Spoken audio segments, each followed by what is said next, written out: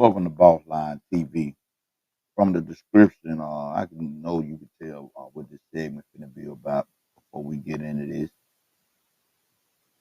Hit the like button, and while you at it, smash that notification button as well, so you can get all the latest content as it drops. I'm gonna give y'all time to go and do that. Hit that notification button, and that smash that like button as well. And don't forget, share this content. So, you know, I like to get everybody's opinion and comment on different subjects that we talk on. I like to, get feedback from the audience, you all. 'Cause what we'll be doing is pulling random people and responding to their comment, through our different segments that we have. If you got any questions and, we can answer them, or if you got any more things that you want to know about different topics we touch on, or if you have a topic that you think that should be discussed, drop it in the comment section below and we'll get it in that during one of our segments. Okay, fam. Like I said, um, from the description, you could tell we finna be talking about a young lady that lost her life, another sad, sad and tragic moment in society. But this one right here didn't take place down here in Birmingham, Alabama. This actually took place in Milwaukee. Okay, what it is, a young lady by the name of Sade Robinson. Originally, she was from Mississippi, a 19-year-old black young lady that was killed, but not only was she killed, her body was also dismembered and strolled out different parts of Milwaukee. They found different parts of her body strolled around in Milwaukee. And same, and I'm gonna put, and you can see by the picture, there's a picture right there. And seems it was done by a man by the name of Maxwell Anderson, who was from Milwaukee. He's a 33-year-old white man. And fam, before I continue, let me say this. Okay, now hear me out, because this right here is very important. And this is why, you know, with different people now that I see is going on, they hate telling people like where they going or who they finna be with. And then if you do ask them or try to encounter about where they might be headed or who they with, a lot of them feel like you trying to invade their privacy or all in their business. But family, it's not that. And this why it's so important to let someone know, not just anyone, like a close friend or relative, about your whereabouts at all times, and possibly who you plan on being with and meeting up with, and give them the name of those people that you plan on meeting up with, because it's very important. Because like my granddad used to tell me, always let somebody know where you going and who you gonna be with. Because if anything was to happen, somebody at least know where to start looking. And you gonna see why I say that here. Pay attention now, it's very important. Okay, family, on April the 2nd, Robinson had been reported missing by a friend of hers. Okay, on April the 2nd, now y'all pay this some attention. April the 2nd, she was reported missing by a friend of hers. Okay, now here it is. I'm gonna go here. On April the 1st, according to sources, Robinson walked worked at the pizza shuttle at 1827 North Farewell Avenue on the north side of Milwaukee. And according to some of the staff members, she was the front counter, cashier. And her manager, Justin Romano, said that he could never remember a time she ever missed the shift. And that's why it was concerning when she didn't show up for work that day for her shift. So that's when they called 911 to do a wellness check on her. Now, it seemed that, her job made their call for a wellness check on the 1st of April. You know, they made a wellness check on her on the 1st of April. Okay. Now, here it is. On April the 2nd, a resident at their home on North 29th Street called 911 to report a car on fire in the alley behind their house. According to the source, when Robinson family got wind of that, they was able to confirm that that was in fact Sade Robinson vehicle. Fam, I know when they family got that call of them finding they loved one's car and it had been involved in a fire. I know what they probably felt at that time. You know,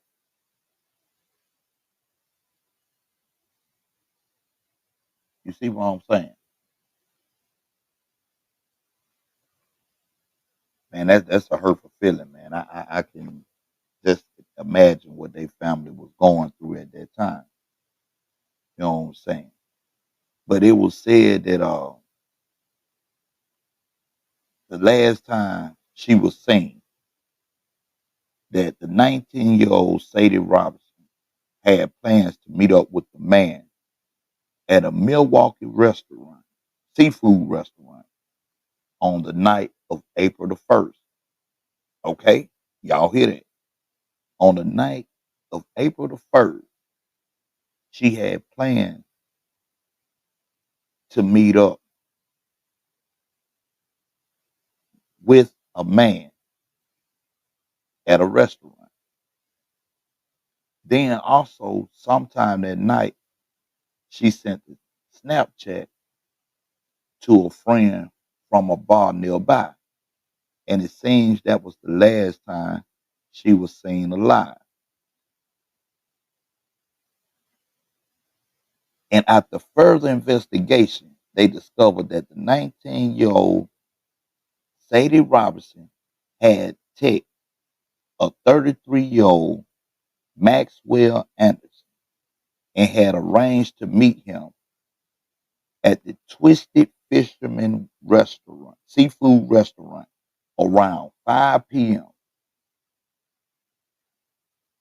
From the surveillance footage, it showed the two of them sitting at the bar inside the restaurant enjoying drinks for about an hour before leaving together.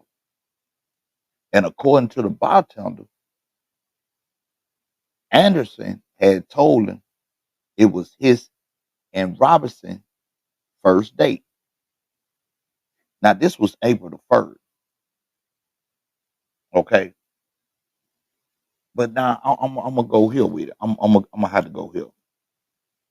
Okay, Robinson, she, was a college student. Evidently, she stayed in a college dorm.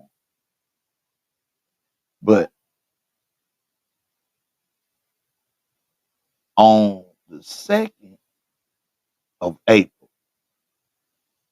an employee from the building where Robinson lived, told the police that on the night of April the 1st, that Robinson had a date and was very excited about it. So from that, what I gathered, and from what I'm hearing, that Sadie, she never really had met Maxwell, probably just through texts and phone conversation, but they never had went out, so they really didn't know nothing about each other. They was getting to know each other, so they wasn't like they was in a long term relationship, where they could have had problems, or anything like that. You see what I'm saying? And even if they did, it still wouldn't have justified to what happened to Miss Robinson of the night of her demise. You see what I'm saying? Okay. And after further investigation, it seemed Robinson did go back to Anderson's home that is located on the south on the located on South Oklahoma Avenue. And from the towers, you know, and now this is how they found all this out. The towers, it tracks your cell phone, right? So from the towers tracking of her cell phone movement, she was there at his home for about 3.5 hours before there was any other movement from her cell phone again. You know, now family, I just can't wrap my head around this. I mean, why? Maybe it don't have to. Maybe it don't have to. Be a reason. Well, people don't have to have a reason. Some people just sick. You know,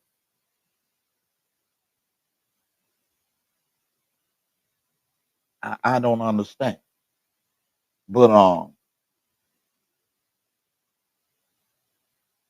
seems that after she met Anderson somewhere, from all the reports, everything that I read, that she went on a date with him, which they had that on him in the surveillance. But doing the further investigation, okay, in the alley of the car, they found some of her clothes that she had on that didn't fully get burned. Then they found her cell phone, you know, in the car as well. After they found it, and when her family got there, they was able to confirm that their loved one car. That is the car that's belonged to her. It was also confirmed by the VIN numbers and the tag that the car was registered to say. So, and from other reports, it said that different camera footages and stuff like that was found throughout the area of Milwaukee, that Maxwell was spotted driving her vehicle. And from a witness came forth that said that vehicle right there that was on fire in the alley, that seen it on the news, said that they witnessed a white man get up out the vehicle before striking a lighter, tossing it in the car, setting it afire. After he left, he ended up jumping on a transit bus. And from the further investigation and witnesses coming forward, they got footage from the transit bus around the time the witness said that they seen it start the fire on the car. And it was confirmed that Maxwell was on that bus that the witness told them they seen him get on.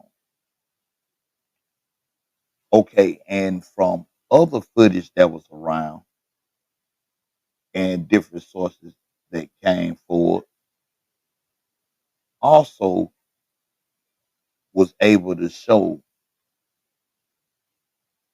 it was like a riverfront with a pump house or something like that. But they seen Anderson, well, Maxwell Anderson, go a- around that pump house in the wee hours of the night. Now,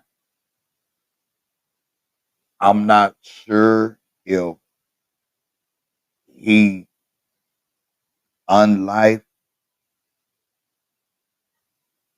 Sadie at his house before leaving and dismembered her, or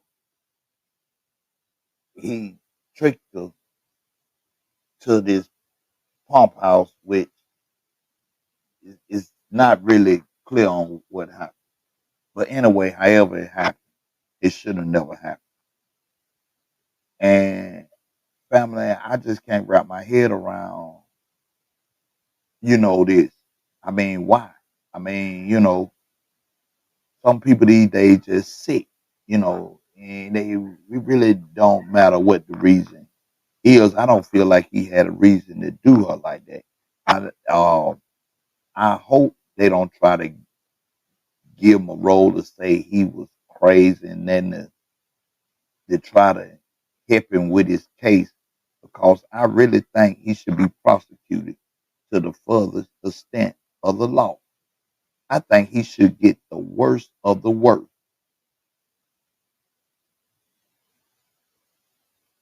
I mean, he not only took this young lady's life, he took time and cut her to pieces and strolled her in water.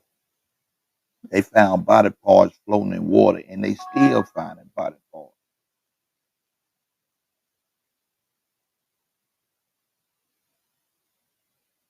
Man, family, we gotta be careful.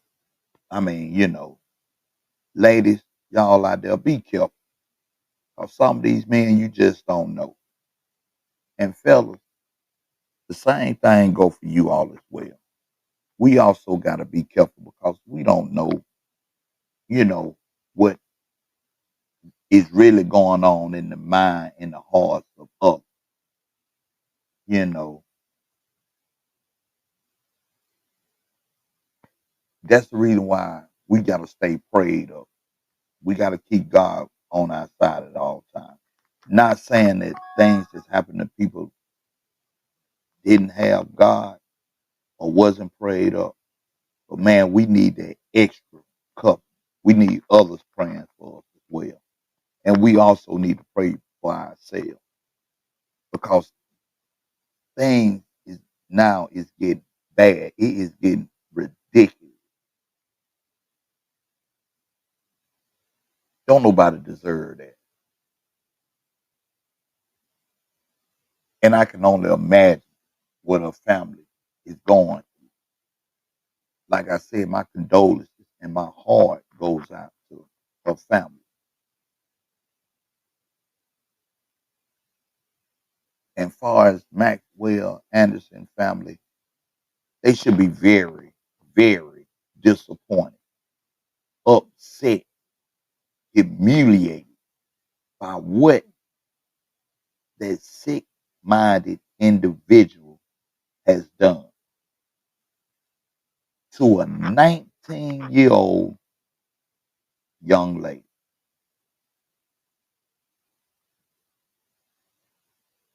Family, I just wish Sadie's family the best.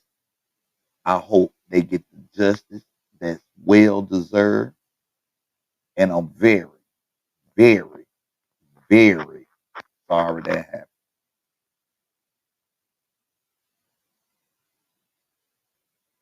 Like I said, fam, y'all drop a comment and let me know y'all thoughts on this. You know, until next time, love, boss out, one.